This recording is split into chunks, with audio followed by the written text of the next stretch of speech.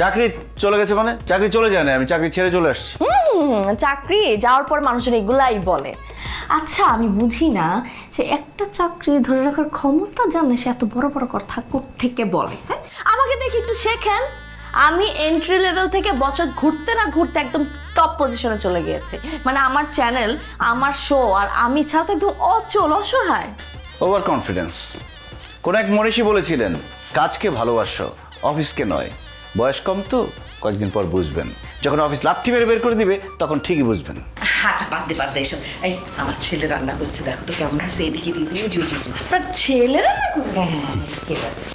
মা, আমি শুধু তোমার জন্য রান্না করেছি, অন্য কারোর জন্য নয়। আচ্ছা আপনি কি এত জঘন্য রান্না করেন যে আপনি আমাকে খাওয়াতে ভয় পাচ্ছেন? সমস্যা নেই, আপনি দেখি আপনার আসলে প্রতিভাটা একটু বুঝি আমি।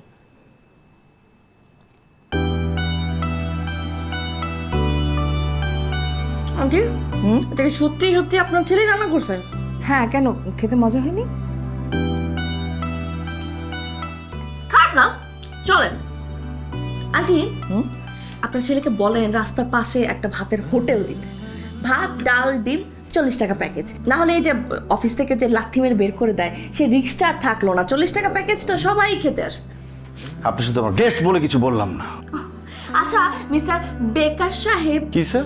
সরি রাকিব সাহেব, আপনি রান্নাটা কোত্থেকে শিখছেন বলেন তো? বলবো না।